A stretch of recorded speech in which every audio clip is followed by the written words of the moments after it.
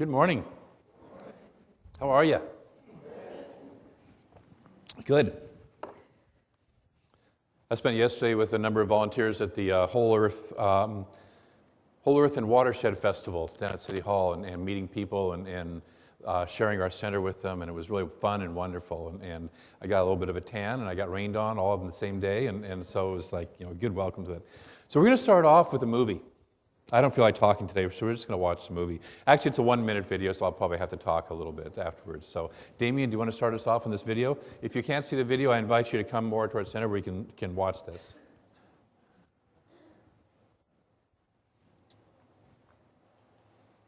Reverend Mary's going to get our lights.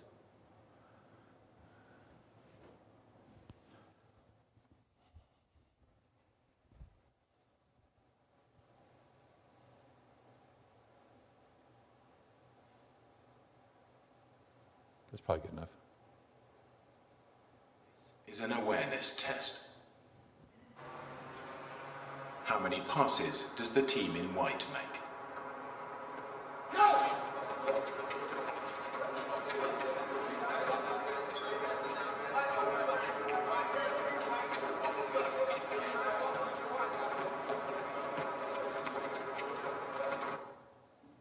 The answer is 13.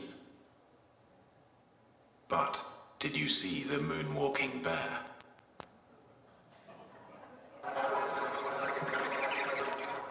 Go!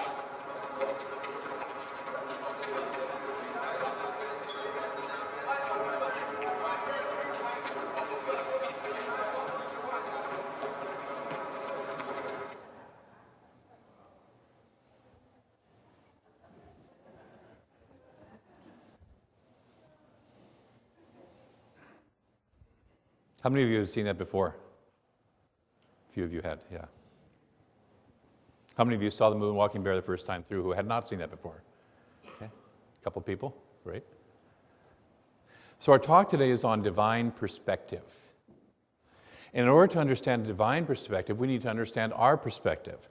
And I love that little video because it's a wonderful thing of we get what we're looking for, don't we? We get what we're accustomed to see. And so we're constantly looking with the eyes that we're used to seeing with, but we don't see everything else that's happening. I'm playing with a book today this week called Quantum, where is it? Do You Quantum Think? New Thinking That Will Rock Your World. It's by Diane Collins. I'm going to invite Sylvia to get a few copies in the bookstore for it. But it's Do We Quantum Think? How many of you are aware of quantum physics? Have we talked about quantum physics much in this church before? Oh, good. Good. I know Mary likes science, so we've talked probably about stuff like that. So quantum physics gives us a whole different idea. It's a lot... Niels Bohr said, who's one of the fathers of quantum physics, said, if you're contemplating quantum physics and you don't get dizzy, you're not really understanding quantum physics. Okay? So it's like it totally rearranges our idea of what reality is. And most of us think in terms of Newtonian physics, which is the old-style classic physics, and we don't think in terms of quantum. So in quantum physics, in quantum theory, it says that there is no official reality. Most of us are trying to find what's reality. Let me just perceive reality. And it says there is no reality. There's nothing that's real in terms of the ultimate definition of here's the final perfect answer. It's all context-driven. Quantum physicists began to think that when they noticed that when they started to do observations, the things didn't work quite the way they thought they would, but they did work the way that they expected that they would. They thought first their instruments were off, and they finally realized it wasn't the instruments, it was the observer that was influencing every experiment they did. We influence our reality. We influence our reality. Fred Alan Wolf, who's a famous writer on quantum physics, says, you may wonder, I'm not actually changing reality, am I? I'm just changing my interpretation of reality. He says, the answer is often difficult to appreciate, but as surprising as it may seem, you are changing reality simply by observing it. By choosing one way to see the world, another equally likely aspect of the world becomes hidden. So we don't observe nature, we co-create nature by our observation. We are co-creators with and of our reality. Our thinking creates our reality.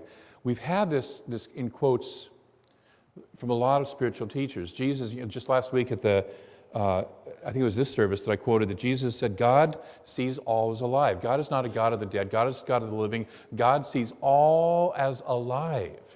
God sees this fluid process that is happening that we call the quantum field, the quantum flow of things.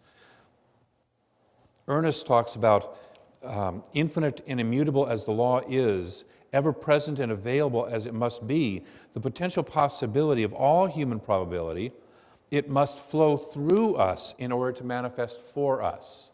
So we are that through which the law flows in order to create the manifestation, not vice versa. Take a breath. Emerson says that every fact is fluid.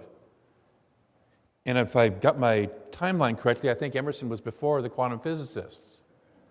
Right? Emma Curtis Hopkins, in one of her famous denials of science, which is back around Emerson's time, says, there is no matter. There is no matter. A quantum physicist would pretty much agree with her, right? Back then when she said it, and even from our Newtonian physics point of view, we sit there and go, what is she talking about? But from a quantum point of view, she's accurate. I read recently that a scientist said that if you took all the atoms of the human body, all of our actual particulate matter that's the atomic matter of us, the solid stuff that we are, and compressed it, you could take every person who has ever lived on the planet and fit all of their atoms inside a sphere the size of a baseball. So when somebody tells you that you're feeling spacey today, just tell them, yes, I'm very spacey. We're all spacey. Because that's mostly what we are, is space.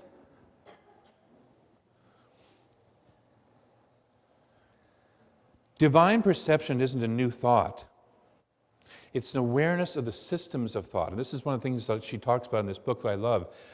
We like to think we change our thinking. We like to think of ourselves as independent thinkers, especially as religious scientists, right? We're independent thinkers, right? We're not caught up in that same old stuff that those people are, whoever those people are, right? Yes? Hello? Okay. I know you're out there, I know, because you live within me. We think that we're independent, we think that we have choice, but the truth is, for the most part, we don't, because our thoughts are created inside of a system of thinking. We experience that system of thinking when we watch the video. Somebody told us what to look for. That was the system of thinking, and that's what we looked for. For those of you who saw the video before, I have a question to ask you. What else did you see in the video? How many passes did the black team make? How many girls are in that photograph, and how many passes did they get? How many people were wearing shorts? What was the graffiti on the back wall? What did it say? What was the vehicle that passed overhead? See, we get a system of thinking that says, look for the answer, and once you find the answer, you're done. In quantum, there is no the answer. Zen has a wonderful saying that says, when you reach the top of the mountain, keep climbing. When you reach the top of the mountain, when you get where you think you're supposed to go, keep climbing, because there's more. But we, in our thought structures, in our system of thinking, most of us, if you're roughly my age, grew up in a world that said, find the answer, and then you're done. Find Jesus and you're done. Find the proper way of meditation and you're done. Find the right spiritual teacher and you're done. Find the right book to read and you're done. Get to heaven and you're done. Right? Get enlightened, whatever enlightened is, and you're done. I love that famous saying, before enlightenment, chop wood, carry water. After enlightenment, chop wood, carry water. It's the process. It isn't the arrival. We don't arrive anywhere. But we have this system of thinking, and until we become aware of the system of thinking that we have, until we become aware of the worldview, we can't get outside of it. Margaret Mead, the famous anthropologist, talks about working with the tribe of Australian Aboriginals. That after she gained their confidence and they accepted her into their tribe, they showed her where the end of the world was. And basically to her, they walked her out into the desert and said, it's right here. This is the end of the world. Okay? And she's like looking at that and sees the desert beyond, and like, what's the big deal? What, So she says, what happens if I walk past the end of the world? And they said, nobody ever comes back from that. It's like, basically, you're gone. And so she says, so she walks across the line, and immediately they're stunned. And they just immediately go into grief. They're weeping and they're wailing. They're grieving her loss, and she's gone. And she's standing on the other side of the line, going, "Hey, look! See, I'm here. Hey, see me?" They can't see her. They can't see her. So finally she turns around, walks back through the line, and they're stunned. Nobody's ever come back from there before. Now to her, in her paradigm, in her worldview, that was just another piece of the desert. We laugh about the Australian, or we may have thoughts about the Australian Aboriginals that have that perspective, but we all have our end of the world, don't we? We all have how it's supposed to be. And that's our system of thinking. The reality is that there is no reality. It's a context. It's paradigm driven. The context that we create, the paradigm that we create is what creates our reality. And so our job is not to just become aware of our thinking. As one of my teachers said one time, the trick is not changing your thinking, it's keeping it changed. Right? The difficulty with keeping it changed is if we're operating inside of the same system of thought that created our original thought. Until we break out of the system of thought, the gravity of that system will pull us back to believing the same thing, to operating the same way. That's why you get the same relationship over and over again. He or she has a different face, but you get the same relationship over again. You get the same job over and over again. You get the same life over and over again. You get the same financial condition over and over again, and it doesn't matter how much money you are or aren't making. Yes? Until we get through our system of thinking, and we have to become aware of our system of thinking. Most of us would like to say that we want to really have the divine perception. We want to see the field of infinite possibility and live in that field. You couldn't handle it, as Jack Nicholson says. You want the truth? You can't handle the truth, the capital T truth. So we have to filter it. We have to have systems of thinking. We have to have ways to perceive the world. There's all sorts of myths and stories out there. In the Bhagavad Gita, Arjuna, the main character, has a moment where Krishna, as it says, gives him special eyes so that he can view Krishna, God, in all of his existence.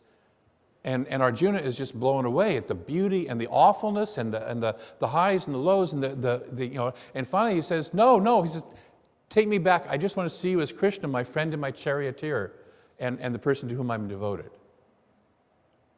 Bring me back down. In the movie Indiana Jones and the Crystal Skull, whatever the proper title of that is, the last of the old Indiana Jones movie, as in where he's old, where he's our age.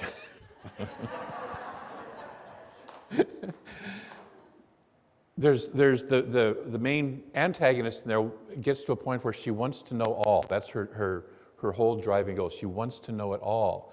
And she has that moment where she knows it all and then gets basically destroyed because she can't handle it all. The myth of Icarus flying to the sun is the myth of trying to know it all and not being able to handle it. Moses at the burning bush, Moses when he's talking to God, and God says, don't bring the people near, I'll kill them. Them perceiving my face will kill them. So we can't know it all. So we have to have a system of thought. But the question is my system of thought empowering me? Is it freeing me? Or is it limiting me? And so what do I want to start to choose? So I can not only choose my thoughts, I can choose my system of thought. So let's look at some classic worldviews of thought. One of my favorite is either or thinking. There's either this or there's that. When I first came here, I said, I'd love to get some more money for the musicians, for the music program. And they said, well, there's either this money here in the budget right now, or we have to take it from somewhere else. I said, there's other alternatives than either one of those choices. It's like we can play, but we all get caught up in that either or thinking. And I'm going to invite you, as you go through your week, as you go through your life, to start paying attention.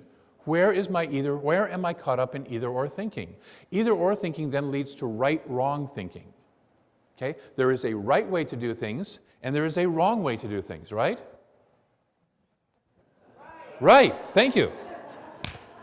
The right way is for you to say right back to me. The wrong way is...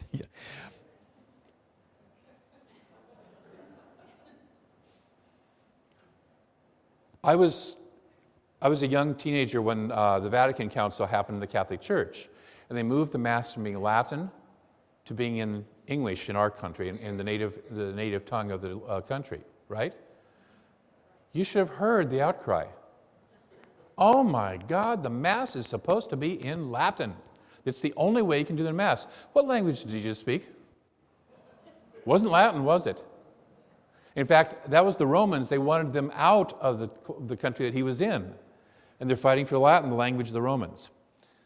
We like to think, of course, that we're above it, but I've watched religious science churches where you get a new minister, a new music director, and they decide to come in and do away with the peace song. Oh my God. We're religious scientists. We always sing the peace song, okay? It's one of my challenges of coming in here as a new minister. It's why I ask questions like, have you ever talked about this before? Is because I don't know what your system of thinking is. And I don't know where I fit, and I don't want to necessarily completely collide with it. Sometimes I do a little bit, but I don't want to completely ram my way through it. I'm not here to hurt anybody. Harry Emerson Fosdick said that the role of a minister is to comfort the afflicted and afflict the comfortable. When my ex-wife and I were co-ministers, I used to say, you take care of comforting the afflicted, and I'll do the afflicting the comfortable. I'll send them to you after they get through with me. But we're no longer together, so I have to do both roles. It's a tough world, And so, but the afflicting the comfortable is to afflict our comfort zone of thinking, to afflict our system of thinking that keeps us stuck where we are. You want a minister who afflicts the comfortable. Another one is that we must have predictable outcomes. We must have order.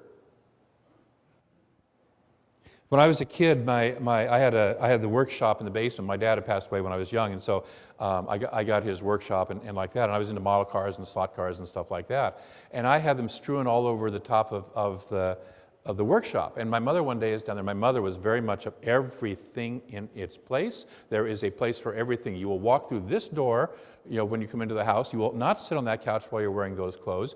Dinner will be at exactly this time and not a minute late. That kind of order, right? So my structure on the system of thinking on the top of my workbench was completely uncomfortable for her. And one day we're down in the basement, and she goes, how can you find anything? I said, you couldn't find anything. Where's a screwdriver on there? And I walk right over and go, well, here's the flathead and here's the Phillips. Which one do you want? Because in my system of thinking, I knew where everything was. I've had a couple of people already walk into my office, which looks, by some people's standards, a little chaotic, and I happen to work in chaos when I'm doing that. When I'm creating a talk, I've got books here and magazines here and 6 internet things open here, sites open here that I'm referring to and stuff like that. And I've had a couple of people who've walked in and said, "Can we help you organize your office?" And it's like, but it is organized. I'm fine with it the way it is, And so it's fun to watch. And other people walk in and say, "Oh, you look like you're creative, having a good time." It's like, yeah, I am. So we have this idea of order and predictable outcomes, We don't want to get married until we know it's going to work, do we? We don't want to take on a new job until we know it's going to work out. We need to have our outcomes in order. Guess what? In the quantum field, there ain't no outcomes in order.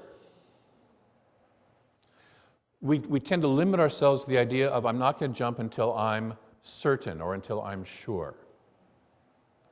And the thing is, there's no surety, there's no certainty. One of the reasons I love jazz, I love to listen to jazz, Miles Davis said that there are no mistakes in jazz, there are only new riffs, new directions to riff off of, new directions to go. Somebody makes a mistake, it's just a new direction to go. That's a quantum way of approaching music. We think of life as parts. Well, I've got my work life, and I've got my home life, and I've got my family life, and I've got my spiritual life, and I've got my physical life, and I got to keep them all in balance. And if I want to increase this, I've got to take something from over here. Okay? We think of it in parts. Quantum is a whole. Take a breath. I think I just triggered something for some people. Take a breath. So we don't work in parts. We work in a whole. How do we structure that? How do we start to envision that?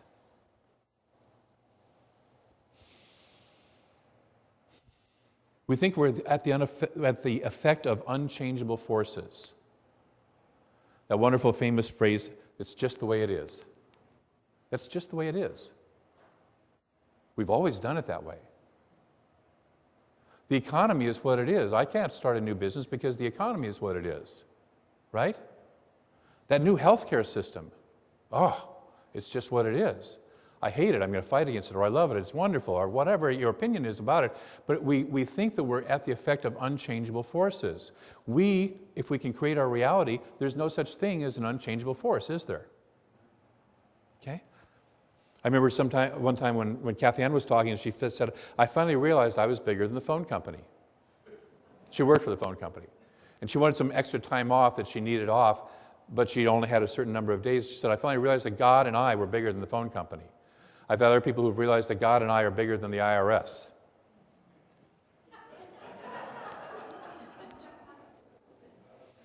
And stuff shifts when they do that. Stuff shifts.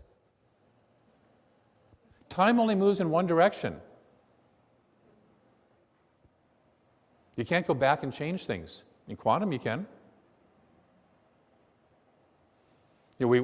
I've worked with Native Americans who talk about the idea that the work that you do not only blesses your children and all going forward, but it blesses your ancestors 7 generations back. And you sit there in our logical time only moves in one direction mind and go, wait, how can that happen? When time becomes fluid, when we're operating in the quantum field, when we realize really that we're operating in the quantum field, because we are operating in the quantum field, whether you like it or not. It's like the world was always round, whether you thought it was flat or not, right? Right. I like that word. I use it a lot, by the way. You can tell where my system of thinking is. I mean, and that's one of the things. Play with your system of thinking. Watch where other people's systems of thinking are. Just notice. Just become aware. Don't judge, either yourself or others. Just become aware. Just say, where's that person's system of thinking? One of the others is opposites cannot exist. I remember, basic physics 101 when I was a kid, right? 2 objects cannot occupy the same space at the same time, right? Anybody else remember that also? We won't go right. In quantum physics, yes, they can. Yes, they can. The model of the atom that we grew up with the nice little nucleus at the center and the electrons in this nice little orbit around, is now thought to be, I don't remember what the nucleus is anymore, but the electrons are thought of as an electron cloud, where approximately where the electrons will show up, and they will tend to show up in the same paths, but not always, and they will jump, and they will do what's called quantum tunneling, and all sorts of other stuff, where our world is far less predictable than we think. Our universe is far less predictable than we think. So how can we start to change this? I love this quote out of the book. You cannot be on a spiritual path at your convenience. You cannot be on a spiritual path at your convenience. Take a breath. So we're either playing with this or we're not. Divine perspective is wisdom. The divine perspective is wisdom. And wisdom is outside of space, time, and matter. You can't box wisdom. You can't put it on a shelf and sell it. It's outside of space, time, and matter. When you access what we call our inner wisdom, our higher wisdom, or whatever name we give it, it's outside of space, time, and matter, right? Yes? Right? Am I right? Okay, good. I have to be right. It's very important to me, apparently. Yet it expresses through us as space, time, and matter. The wisdom expresses through us. This is the flow that Ernest Holmes was talking about. Our wisdom expresses through us as in space, time, and matter. We're here to embody God. We're here to bring it into body, into space, time, and matter. So divine perspective is always a larger view. But the trick is that you can't see the new paradigm from the old. The caterpillar cannot contemplate what it's like to be a butterfly, can't experience it. It's one of the reasons why I did the meditation where we lifted up above the planet. It was one of the things when I was living in Seattle. We have a mountain outside of Seattle called Mount Rainier, which is about the same height as Shasta.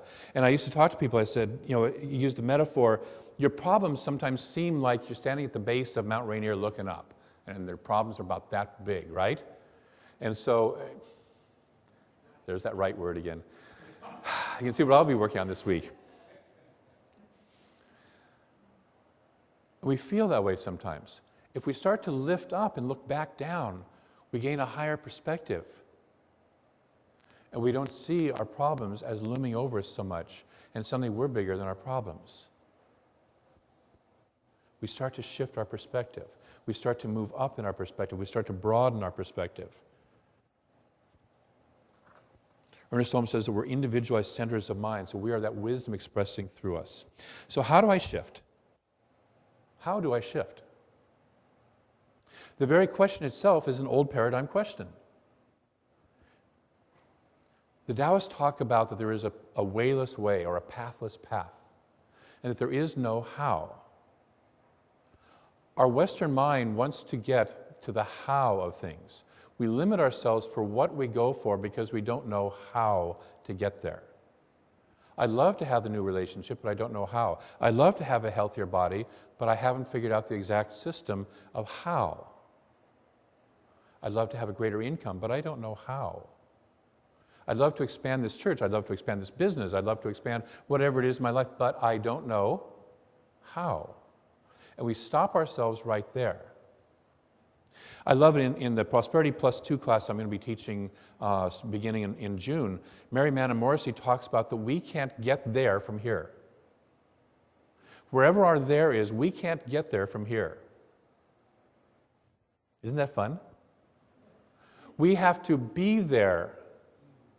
We have to put ourselves there and let our here come to that. Take a breath.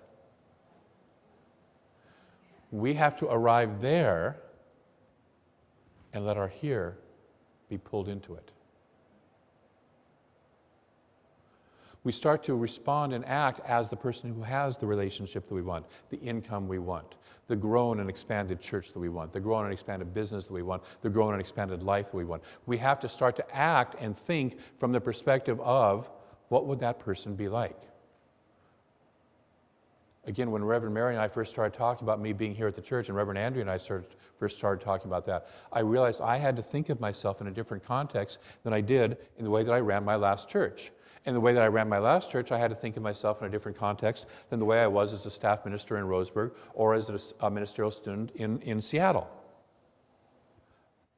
I can't do the same thing. We have to put ourselves there. And so I already started to think of myself as what would a kind of a minister would I have to be in order to run that church. And so I started shifting right away. And I'm still in the process of shifting. As Reverend Mary and I have talked about, I can't be the one-man show here that was called for me to be there. I didn't like being the one-man show, but I did it and I can do it well. But I can't be the one-man show, here, because we work as a team in a larger process. So we have to put ourselves where we want to go.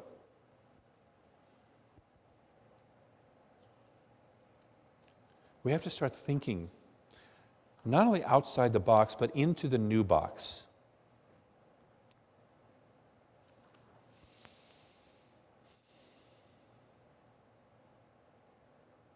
So how can I bring myself to being where I want to be?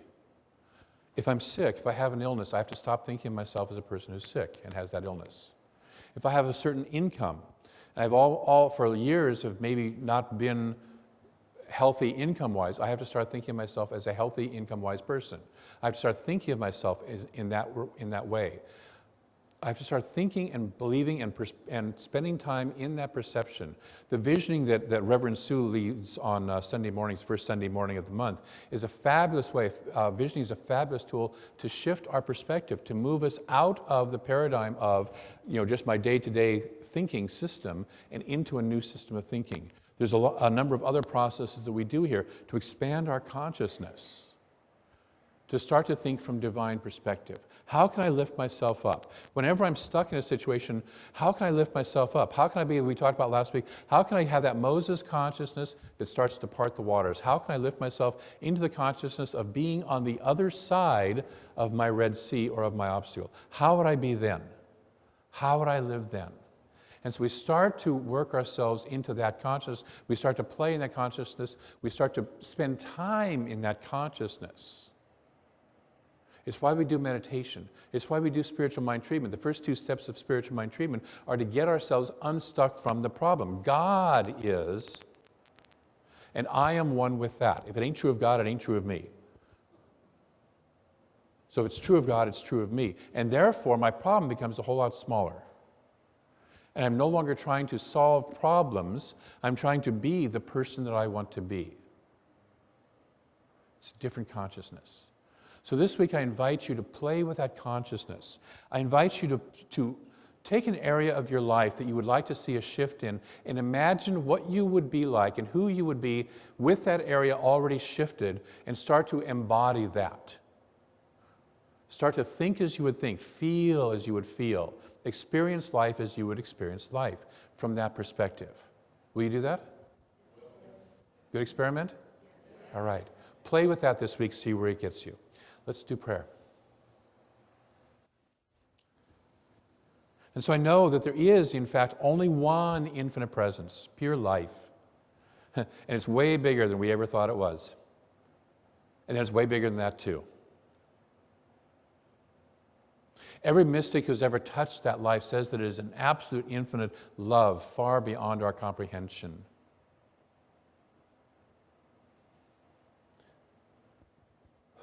That it is a wisdom deeper and broader than we can ever imagine, and we can tap into it. Because we are expressions of it. We are one of it. We are not strangers to it.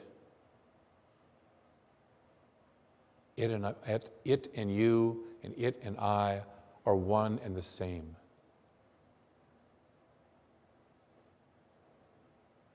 We are centers through which that infinite expresses. And how much we can open up to that is how much it can express. And so I speak my word that this week each of us opens more fully to it. Each of us takes on a new perspective. Each of us becomes more aware of where we might have been stuck, not only in our thought, but in our system of thinking, the very system and structure itself, and allows ourselves to step out beyond that and look at new structures and new ways of thinking, new paradigms of thinking. New paradigms of being, new ways of existing. We open and allow ourselves to move into that. We don't have to figure out a how. We just say, I am there. We choose to be there. We intend to be there. We set our intention, and that intention pulls us there by the power of that intention. As Michael Beckwith says, we are pushed by pain until we are pulled by a vision. And so we allow that vision of the new being, the new self, the new paradigm, the new idea of our life that we want to pull us to it. We ground ourselves in that vision. We begin to remember what it's like to be that person, and we remember backwards of what it was to get there, and we allow ourselves to get there that way. And so for all of the good that comes out of this, for all the expansion that comes out of this, I am grateful. For all of the touching the infinite that we truly are, growing beyond our stuck way of thinking, I am so grateful. For all that is within that, I am so grateful. For each and every person who is saying yes to this way of being greater than we are, I am so grateful. And so we release the process of how, the how, into that infinite presence. It takes care of the how. You and I do not have to know the how.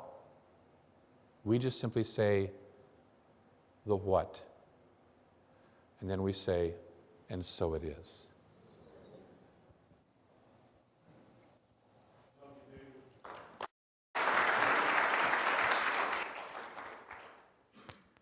Thank you, Reverend Mary. Good morning. Boy, I'm still in a deep space from that song. It was beautiful. Mary Morrissey in the Prosperity Plus class talks about watching a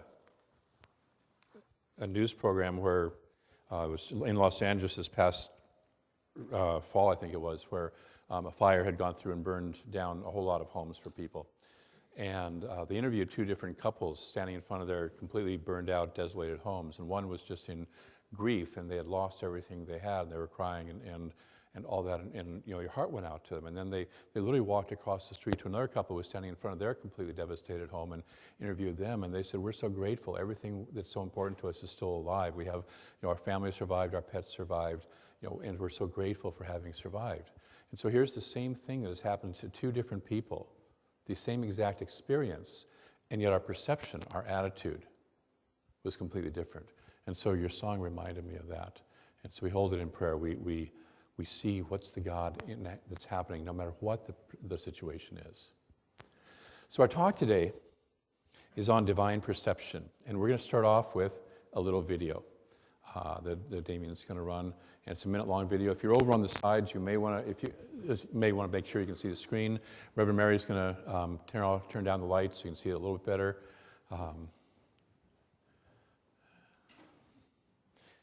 And this is a test.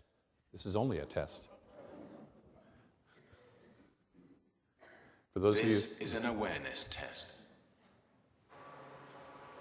How many passes does the team in white make?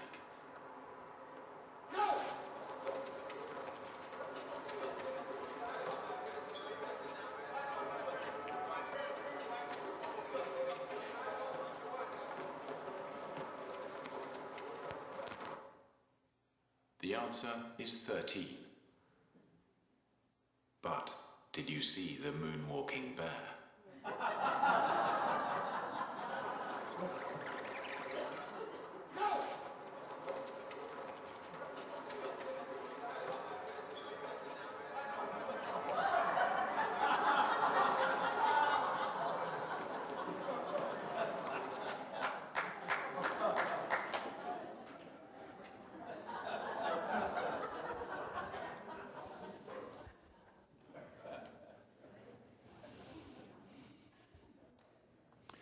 so do you think that your life may be a little bit conditioned by what you're expecting to see?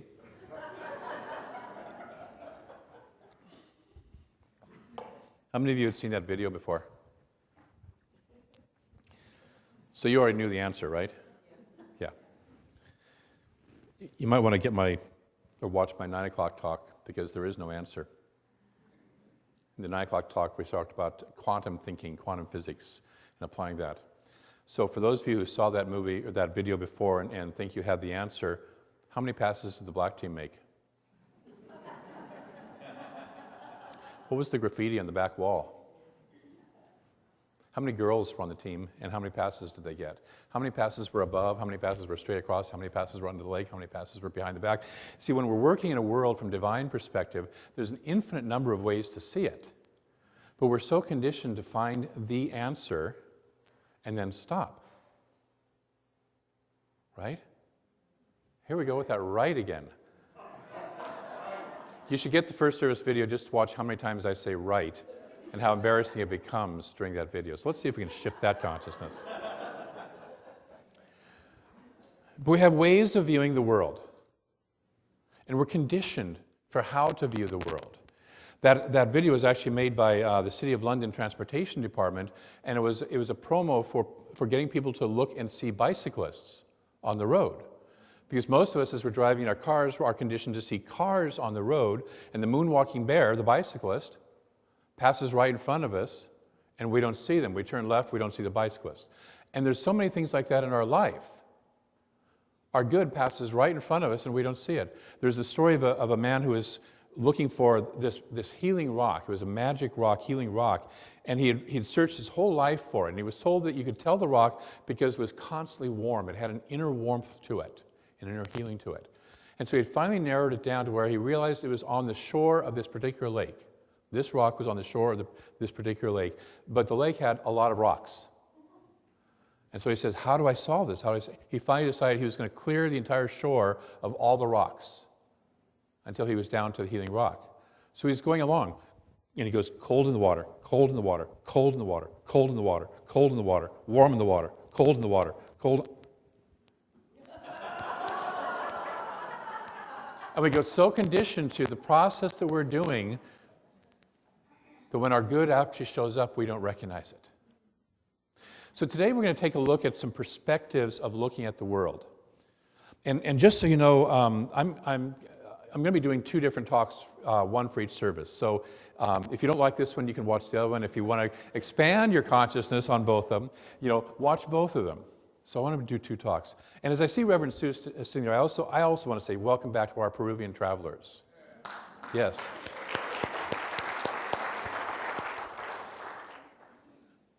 To be in some place like that is to be operating on a different paradigm, right? Completely different world. I mean, you're literally in a higher consciousness because you're between 2 and 3 miles high. I ran into one of the travelers yesterday at the Whole Earth and Watershed Festival, and I said, so how does it feel to be able to breathe air with oxygen in it? And she says, if I was ever going to take up jogging, I should do it now because I feel like I can do anything physically. It's like I feel so rich. So thank you very much and welcome back. And welcome to the expanded perspective and consciousness that you all bring to this community from that travel and from that trip. So we're going to look at a model of 4 ways of looking at the world. And some of you have heard this before and some of you haven't, but I'm going to put my particular spin on it. So I invite you to, if you have heard it before, just like if you've seen the video before, listen to it with Zen mind, beginner's mind. 4 kingdoms of consciousness. This comes out of work by Marcia Sutton and by Michael Beckwith. I'm not sure who came up with it first, but they both have talked about it. And it's how I relate to life. Okay, so there's life, and how do I relate to life? So the first kingdom of consciousness is that life happens to me. I'm here and life is happening to me. It's called victim consciousness. Take a breath. Now, I know that nobody here likes to be in victim consciousness because victim consciousness is a dirty word in a religious science church, right? And yet we all go there. Thank you. Oh, it's going to be a long day.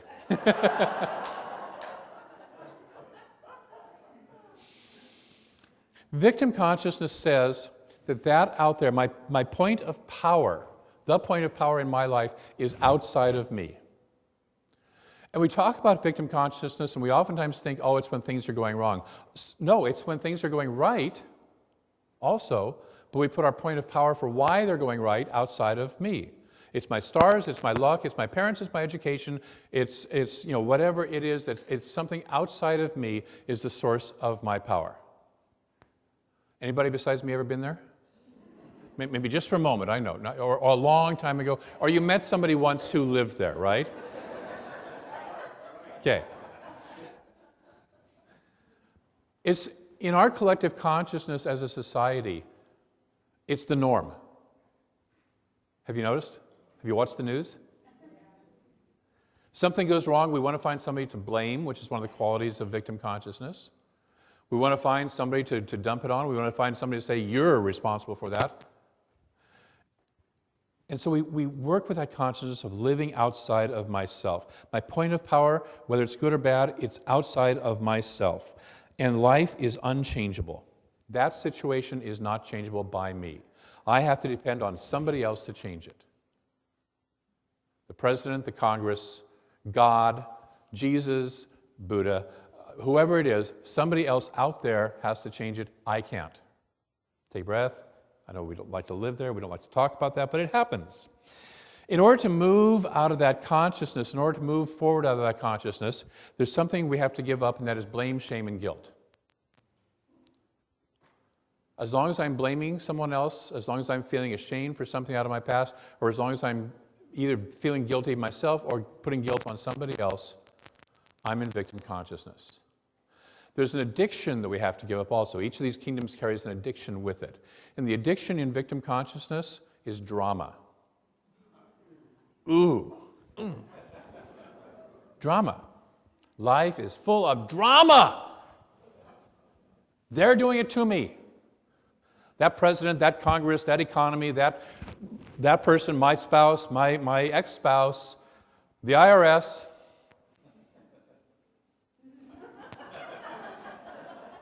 The city council. I don't know who it is around here. But we have to get rid of drama, and drama is where we continue to, it looks like we're taking action, but it's action that doesn't result in any result. We're busy, spinning our wheels, doing nothing. I see this on Facebook all the time. Sign this petition on Facebook to end whatever this is. Who's going to deliver the petition to who?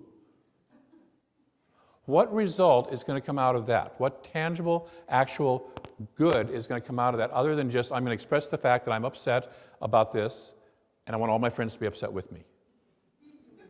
Take a breath. I know some of you do this.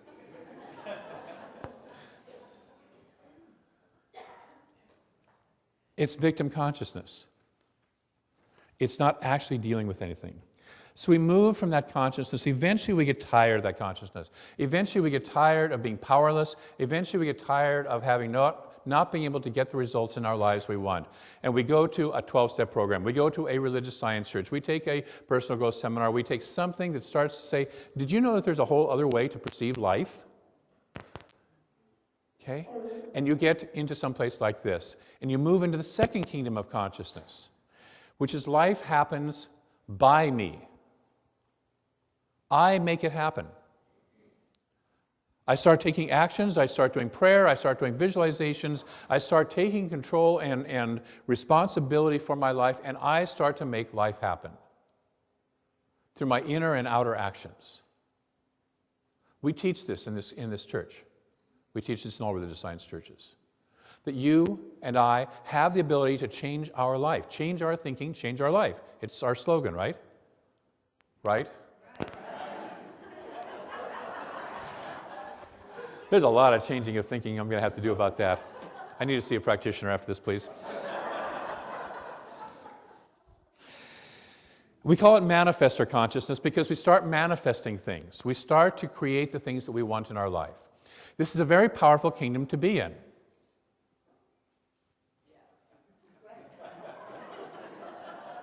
It's a very powerful kingdom to be in. I wasn't even asking. But thank you. It's in this kingdom that we start to ground ourselves. It's in this kingdom that we start to build structures in our lives that will support us in moving forward. It's in this kingdom that our finances start to stabilize, our relationships start to stabilize, our health starts to stabilize, our careers start to stabilize, our life starts to get grounded and stable. And we have to do this kingdom.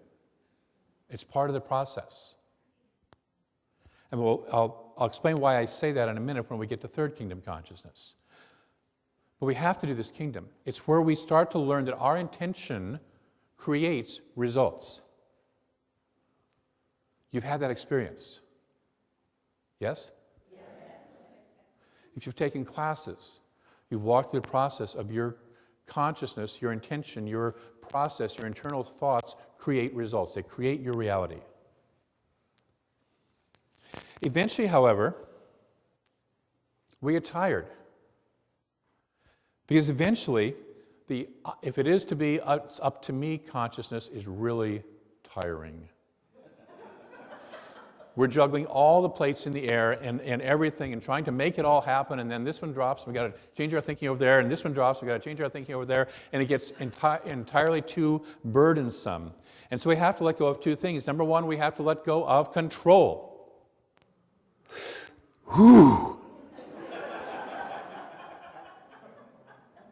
For some of you, that's a tough process. Right? I'll put my hand up. And the addiction in this is our addiction to more stuff. Once I learn that I can manifest the car that I want, I can manifest 2 cars I want, and then I can manifest 3 cars I want, and then I can get the boat, and then I can get the plane, and then Pink Floyd's song "Money" is a great one. I think I need a football team. I think I need a Learjet. Okay? We start manifesting more and more and more stuff. And the kingdom was never about manifesting stuff. It was about learning how to take control of our consciousness and direct it. That's the purpose of going through his kingdom. But we can get stuck in how many houses can I have? How many relationships can I have? That can get sticky. How much money can I have? And we have to let go of that. And the addiction, that's the addiction, is the more stuff. And so we let go of control, we get tired of the effort, and we finally say, I'm willing to let go of control, I'm willing to surrender, and we move into Kingdom 3 consciousness, which we also teach at this church simultaneously. Kingdom 3 consciousness is life happens through me. Through me. I don't make it all happen by myself. I am working with something that is larger and bigger than I am to allow and co-create life, my life, all of our lives, through me. Different feel, right? God. It's a different feeling. Thank you. They say that being a minister is a license to grow in public. You're watching it.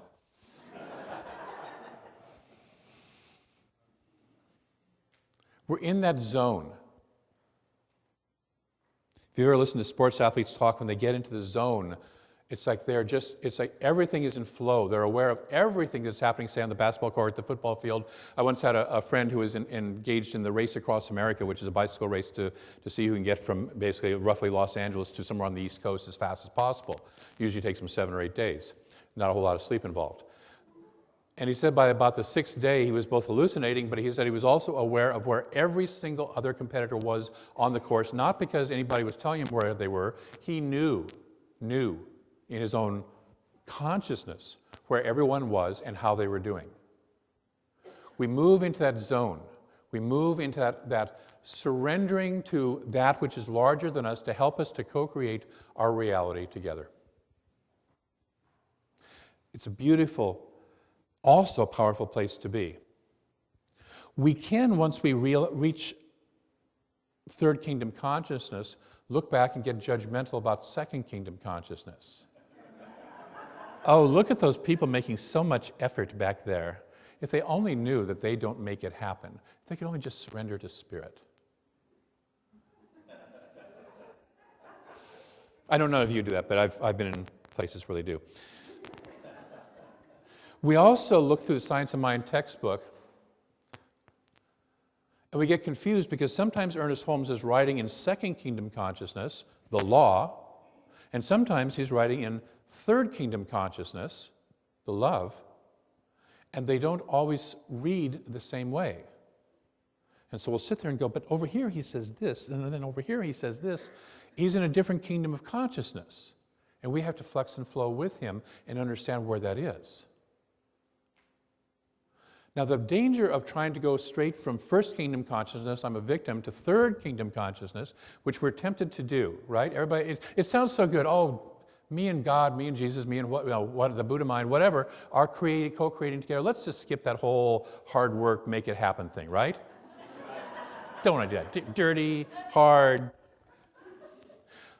If you remember right, the purpose of second kingdom consciousness is to ground you in the right use of your consciousness. To ground you in that. And so that jump, if you go from first to third kingdom consciousness, is what I like to call spiritual bypass. You've probably heard that term before. Okay? Something happens, I want to move straight to forgiveness. I don't want to do the work in the middle. When I was up in Seattle years ago, there was I think it was a Lutheran minister who had been training for the Seattle to Portland bike ride, and was just about there. You know, the ride was a few weeks away. His training program was right on target, and some teenagers in a car came up and deliberately ran him off the road, broke his hip, destroyed his training. The paper interviewed him while he was laying in his hospital bed, said, you know, and he says, oh, I'm just in forgiveness of those teenagers. I'm just already in forgiveness of those teenagers. 6 months later, the reporter decided to go back and talk to him again, just on a spur of you know, I want to just follow up on that story sort of thing. And he said, you know what? He says, I'm really angry. I realized that I had never really gone through the anger phase in order to get to the forgiveness phase. I didn't let myself feel what I needed to feel. And I finally am realizing that I've got to go back and allow myself to be angry at those kids because they did something they really shouldn't have done. Now that may sound like victim, but it's also allowing us to start to do the work, to do the changing of consciousness, and to do the process to move through until we can get to that alignment. So we have to do this. There was a wonderful movie we were shown in ministerial school, I think it was called The Apostle, about this preacher down in the South, and he bounces between first kingdom consciousness, the devil made me do it, in which he actually goes out and kills somebody in the process, and third kingdom consciousness, in which he's doing these wonderful works. Jesus is guiding me to do this, and then he's back here, and he's back here, and pretty soon he's running from the law because he's killed this person, and he's bouncing back and forth, and he never takes any personal responsibility for his actions. So second kingdom consciousness is where we learn to take responsibility, and we all have to go there. And we all have to master it, or at least get pretty darn good at it.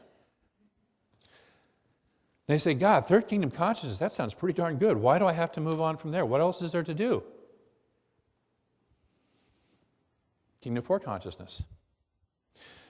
Kingdom 4 consciousness is where we begin to let go of any idea of separation. See, in Kingdom 3 consciousness, life is happening through me. Kingdom 4 consciousness is life is happening as me. I and it are one. There is no longer an I that is experiencing it. I and it are one. Michael Beckwith talks about being in this consciousness at one point in time, where he's landing in the LA airport from being off somewhere, maybe Peru or someplace high like that. And all of his friends have come out to greet him in the airport. Everybody from the congregation and all the people who are his friends. And he picks up his bag. He's got a friend who's there to meet him. And he picks up his bags and he gets into the elevator. And all of his friends are in the elevator. And he starts talking to them. And it's just so wonderful to see all his friends in the elevator. And his friend tugs on his sleeve and says, Michael, you don't know any of these people and they don't know you. You're having a moment. He's in the complete oneness experience. Now, from the oneness experience, yes, he knows everyone. From the experience where most of us live, the little men in white suits are going to show up pretty soon.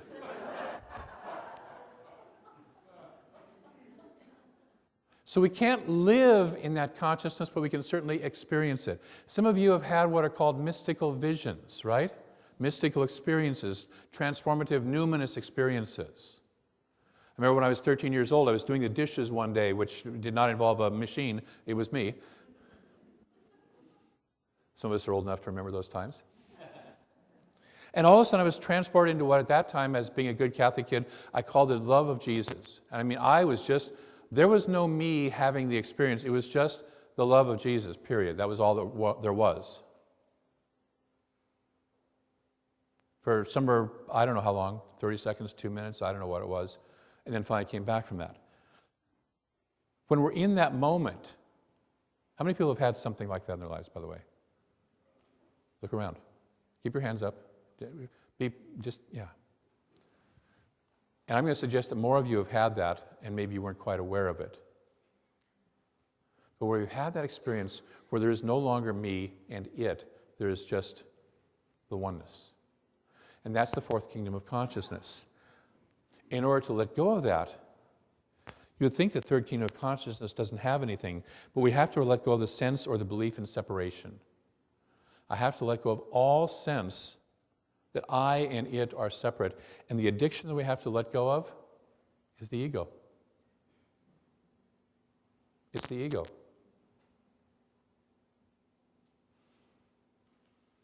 We have to let go of the belief that there's a me and a that. And we're aiming towards that. When we sit in meditation, we aim towards that. When we do visioning, we aim towards that. So we can't force it to happen. We can't make it to happen. We can start to allow it to happen. But what I find is that it calls us and happens to us.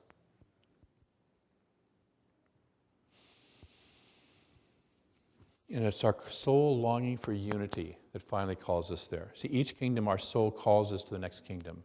And if we listen, it'll call us, and it'll take us automatically. You don't have to work hard at it.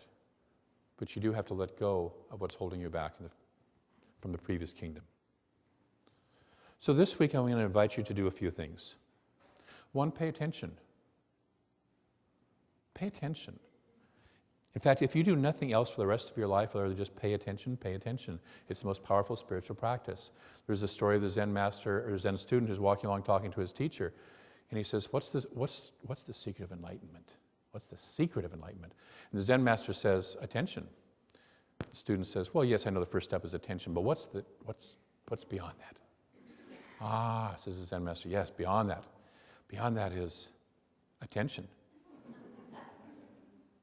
The student says, well, okay, by attention, what exactly do you mean?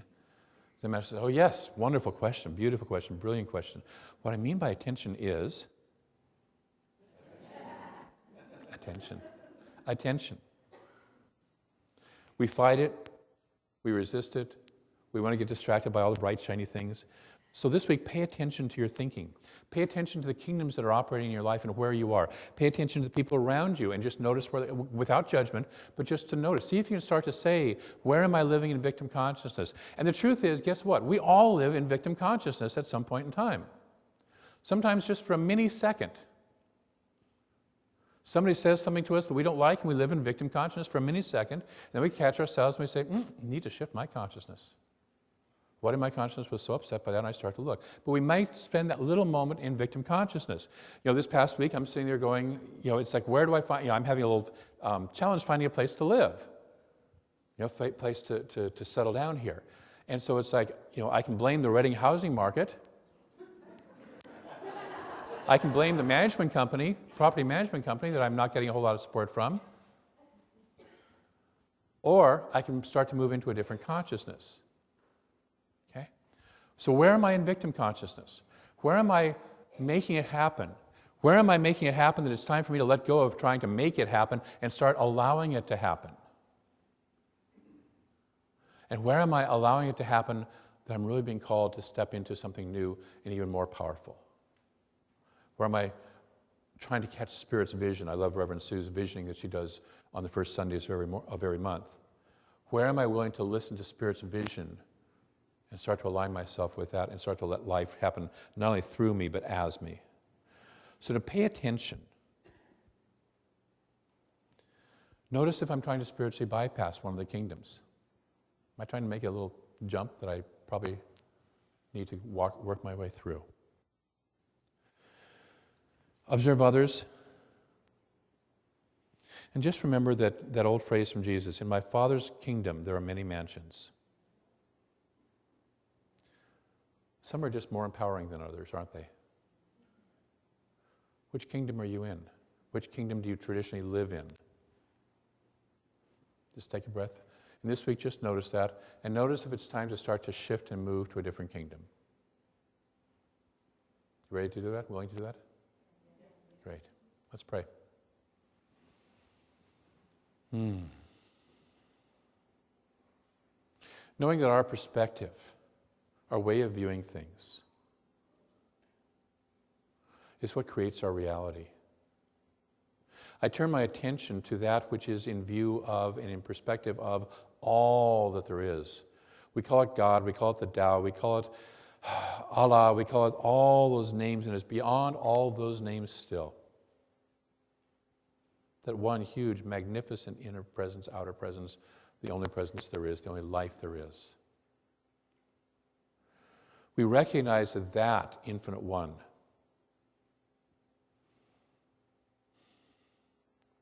is the sole creator and experiencer of life itself, and that we are one of it. We are one of that. We are one of that infinite love. We are, as the song said, children of light. We have never been broken. We have never fallen out of grace. We have never been sick. We have never been broke financially. We have never been unloved. All of that is myth. All of that is just perception.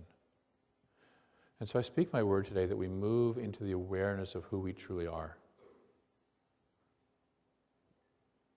God beings, manifesting and expressing. That is the infinite that is experiencing itself through us here. That all we have to do is say yes.